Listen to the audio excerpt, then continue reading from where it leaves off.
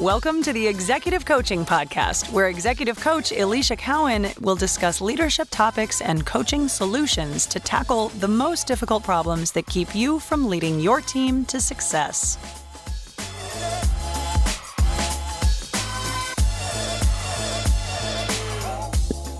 Hey, senior leaders, it's Alicia Cowan. Welcome to episode number 63 of the Executive Coaching Podcast. So around the Cowan House, it's been such a busy spring, and we're recording this in mid-April, and we have been just busy with all of the spring activities. It's hard to believe that we have a couple more weeks of school, really 2 months left. We've been in the thick of things with swim meets, track meets, cheer competitions, and traveling for all of that. And in the middle of all that, we're just trying to get out as much as possible in this beautiful weather in the Tampa area. It's freaking gorgeous right now in Tampa. I'm not gonna lie, the spring has been amazing. It's not too hot. It's been just gorgeous. And so we were trying to enjoy outside and get to the beach and enjoy the pool and just try to get outside as much as possible because the weather has been amazing. So busy bees here. And I want to fill you in on a couple of the conversations that I've been having with former clients and with people that I've been chatting with as I've been trying to connect as much as possible in some new groups I'm a part of, and reconnecting with some people I haven't been in touch with for a while. And so I want to share one of the themes that have come up out of these conversations. What I've been hearing a lot of is people are looking for a transition. And some people are looking internally for a new transition into a different role. Some people are looking externally for a transition to a new role outside of the organization. And most of you, smartly, do not want to exit your current role before you find that new transition. And so this ensues a lot of difficult conversations that you have to have. And starting with having a difficult conversation with yourself, having difficult conversations with your leader, having difficult conversations with your team, and having some sometimes tricky conversations with your network, with your mentors, with your sponsors, with your allies, etc. And so while I've been on the theme of, having difficult conversations at the beginning of the year, this absolutely is in line with that. However, there's a little bit of a spin on it. It really is talking about the transition strategy and owning the transition as a senior executive leader. And so that's the topic for today. So if you find that you are going through a potential transition or you know someone who is, this is perfect for you or for them. And it's all about first getting into the mindset of this. I was thinking about having a guest on and potentially doing some more tactical strategies to help and support you. And so if that's something of interest, let me know. Feel free to reach out. But this one, again, will be more about getting into the mindset that you need before you leave. So let's dive into it. Let's really dig into what are some of the steps that you need to take if you are getting ready to plan your exit. So I think the first thing that I want to cover here is before you leave, I think it's really important to have very clear goals on what exactly you want and what you're after. I've been talking with a former client recently, and we're working through some of those goals and trying to be clear and get clarity on what exactly that she's looking for, because she's a little bit dissatisfied with her current role. And she knows generally what she wants, but we're trying to get really clear definitions of that, so she knows it when she finds it, or knows it when she's in the process of searching for it. And so I think when we think about the exit plan, having these clear goals, this is the first difficult conversation that you need to have, and that's just with yourself. And you have to get just radically honest there. And one of the questions I like to talk to or ask my clients is that, are you leaving because you are truly ready and you have exhausted any, option that you have internally, or are you avoiding something hard? And a lot of times that can really cause some reflection, and there's really no right or wrong answer there. It's really up to the individual. But really, Another way to look at it is maybe what am I walking towards, not just what am I running away from. And sometimes your current frustrations in your job is a signal, maybe that you're running up against something hard and you need to have some growth. Or sometimes your current frustrations are absolutely, it's time to go. Again, there's no right or wrong answer, but I think it's really important to examine because some people are just trying to escape their situation only to find themselves in a very similar situation because they hadn't really resolved what they were facing at the time. So, if you are staying, I think it's important to examine. And again, if you decide to look for a job and have a job before you exit, you are deciding essentially to stay because you're not resigning right away, immediately to look for a job. So I think it's important to define, even if you are staying for a reason, even while you look, why? There has to be some reason. So I think being very clear and honest with yourself and having that honest conversation is important for you to define. So really let yourself know, like, here's why we're deciding to stay. What goals do you want to achieve while you're there? And I think it's important to help you realize that if you're deciding to stay, you're not a victim to your circumstances. You are not being held hostage at your current places of employment. And you can decide there are multiple reasons that help you get through. So if you're in a frustrating situation and you don't want to be there, those reasons for yourself of why you're deciding and choosing to stay are super important. And it can be something as simple as, if you're providing for yourself and for others, it can be something as simple as, I need this paycheck right now, right? There's nothing dishonorable in that.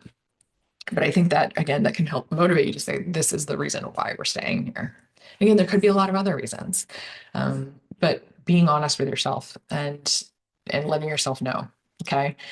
Sometimes it even takes a reminder, a daily reminder when you're in a tough situation to let yourself know why you're staying.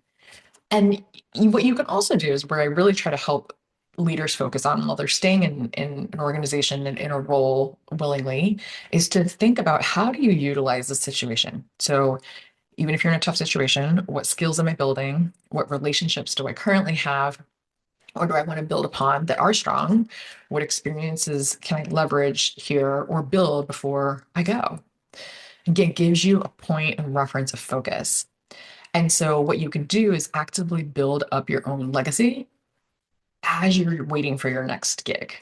Okay. So there's a difference in just being held hostage and paying your time, paying your dues while you're there, rather than taking control over your own situation.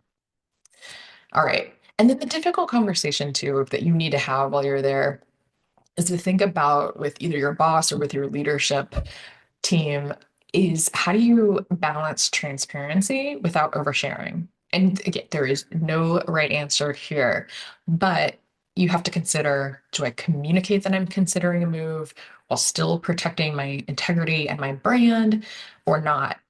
And the second piece of this is, do you need to advocate for yourself for something different before you walk away?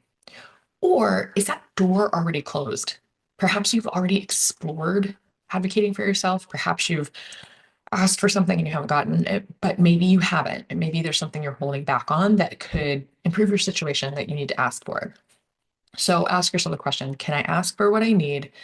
And this might be one of your last chances to be crystal clear in this ask. Again, tough conversation to have, but one that is worth considering before you exit. And also, again, while you're in your role, you have to think about your interactions with your team. Your leadership does not stop just because you are mentally potentially on your way out. And so the question to ask yourself here is, how do I maintain the trust that I have with my team, the presence with them, even if I might be more disengaged behind the scenes, not outwardly, but thinking through this exit, how do I balance that? And these conversations that you're having are really important. They shape your legacy and you're, helping to leave your team potentially empowered. Or if you're checking out early, you're potentially abandoning them. Okay. So think about how you want to be in this role while you're still in it. And then so the last piece of this is when you're thinking about looking for a new role, again, going back to that clarity piece that I mentioned, is listing out very clearly what you're looking for in a new role and in a new company. And super simple tactic, but when I ask people sometimes what they're looking for, they'll say something super vague like, I just feel like I've stopped growing here, or I want this or that, right? And they're just like very unspecific. And so I think it's important to like make a list, like a deal breaker list. What am I looking for? And getting really specific. If you say something like culture, well, what does that mean? What type of culture? What do you not want to see? What do you want to see? Maybe it's the leadership style of the person that's leading you. What do you want it to look like? If it's growth, like I mentioned before, what kind of growth? In what areas? How will you know that it exists? And being clear, what do you not want? What do you want? And be super honest with yourself. The non negotiables absolutely will matter in this situation. So help yourself define that and get clarity. And then the last piece, once you have that list of what you want, also next to those lists of items, say, how do I know when I have it? And that measurement will give you clarity. I'll know I'll have it when. So answer that question. And these two exercises of like what you want, how will you know when you have it? This list gives you clarity and what's going to help you as you go through putting together your resume, putting together your LinkedIn, going through interviews, going through negotiations, even your exit conversation and your resignation conversation. It's going to help you be clear.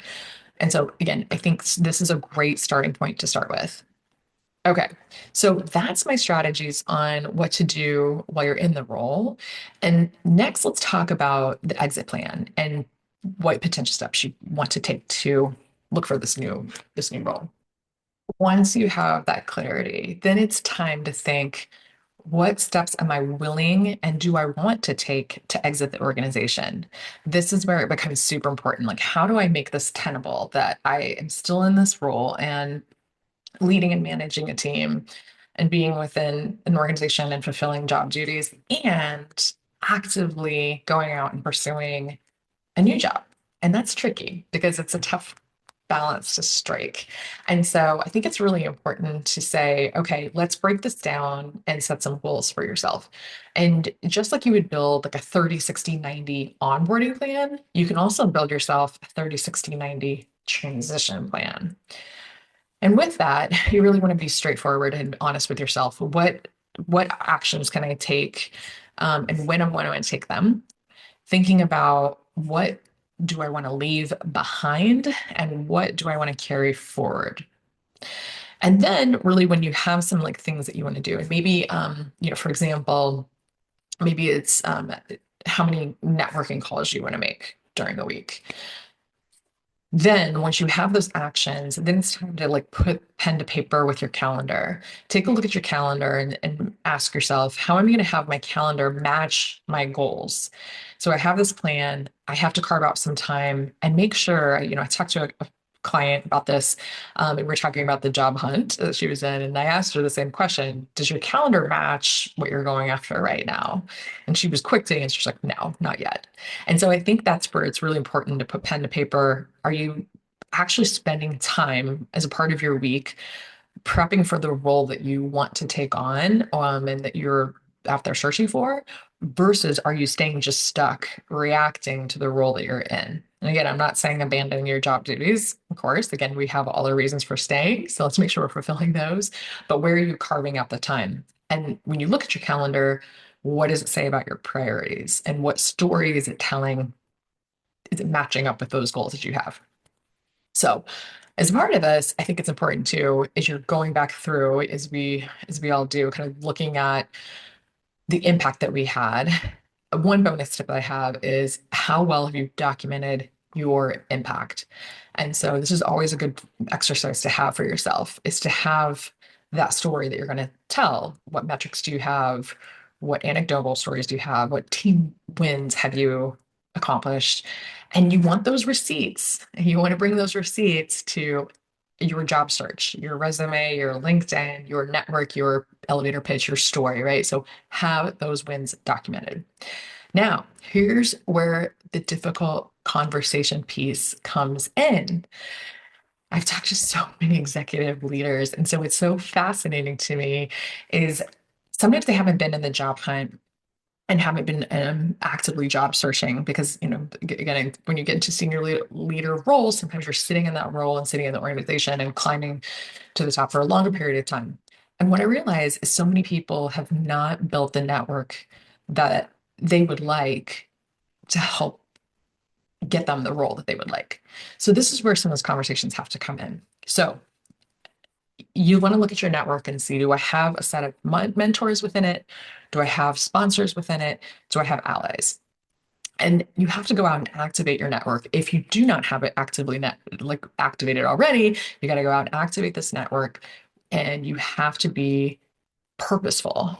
You have to be really dedicated and purposeful in how you're going about contacting your network. It can't be out of this like desperation move where you're just asking for a new job. So a big part of this too, whether you're listening to this and actively looking or not, is a big part of is just having a network is building those um, building those contacts before you decide to move. So you have to plant those seeds long before you've decided. If you're in a position where that moment has passed, totally fine. But I think it's important to think about your network at this level is so powerful. And so the difficult conversation here is, what story are you telling about your transition, and does it align with the leader that you are? And when you go to contact this network, what is the ask and how are you contacting them? And going with the intent just to ask without giving back sometimes can be a little bit challenging. So I'm going to say that's something to consider is how you are tapping in and activating your network. All right. All right. So the last piece of this, we're going to talk a little bit more about the stay plan. So while you're thinking about your exit, you've got your reasons, you have your goals of what you want to achieve. You also have to think about, how do I want to behave while I'm here? So the first question is, what do I want to do while I'm still in this role? And I think, again, going back to those goals, identify 1 to 2 professional development goals that you can absolutely own and have control over. And you can ask yourself the question, is there any initiatives that I can like either lead or influence, even informally, that are going to allow me to grow in this role? Second question, who do I want to be in this role? Are you operating like the leader that you want to become? And is there anybody that needs to experience your leadership before you go? It's a great way to think about it because it can give you a sense of mission. Is there anybody that I need to mentor and lead? And it can really activate you when you're feeling potentially a little bit unmotivated in your current role. Third, think about how you want to show up. Again, go back to maybe your values. Maybe it's you want to lead with integrity, you want to be someone that's consistent, you want to have vision, whatever that is, right? Even when you're 1 foot off the door, you can still be true to your values while you're there. And remember that people do not forget how you impacted them. And they also won't forget how you exited. And so you've got to be very intentional and protective over your brand. All right. Next question. You can think about this role and think about how this current situation that you're in is perfectly meant for you right now.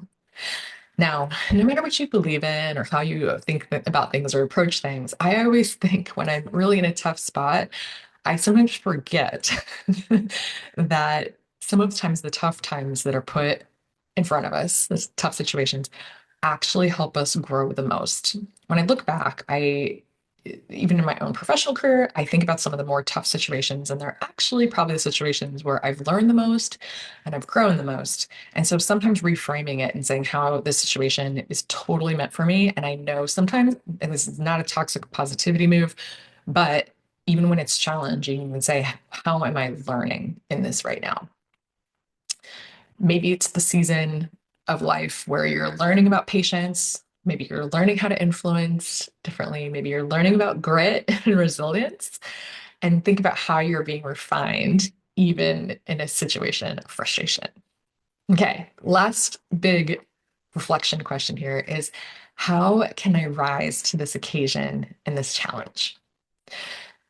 So, for example, instead of resenting decisions that your leadership team is making, use it as like almost like a lab experiment to practice your executive influence. Or an example would be a shift of like, why is this happening to me? Which I had somebody ask me the other day, like, why me? To, okay, what is the situation helping me prep for? Because as a senior leader and an executive in a company, I've not heard of situations getting easier just because you shift roles or you shift to different companies. As a senior leader and as exec, you are always in situations that are challenging. And you can think, how is this helping me get better? And so that's what I'm here to advocate for you is to don't just go through it. I want you to grow through this situation. Okay. All right. So that is my episode for you today. I know some of you are in some challenging situations, so hopefully this helps. And for those of you, I know some of you are in the current path to transitioning. Hopefully these steps helped. So number one, just get clear on what you want. Two, create an exit plan for yourself. Start giving yourself some massive action goals to go after. And then three, think about who you want to be as you stay in the role before you exit.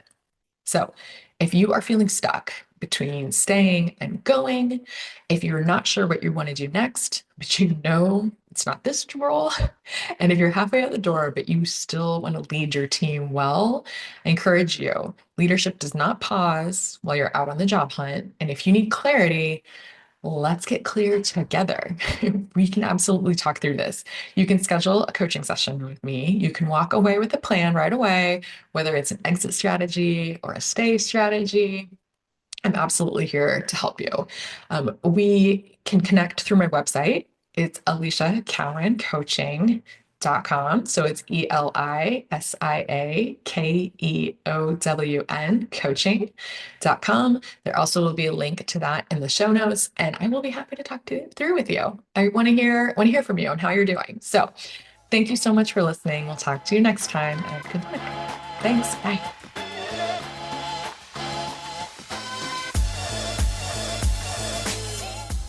Thanks for joining us for this episode of the Executive Coaching Podcast with Alicia Cowan. If you're ready to have an executive coach who's ready to help you lead your team to success, then book an introductory call at aliciacowancoaching.com/call.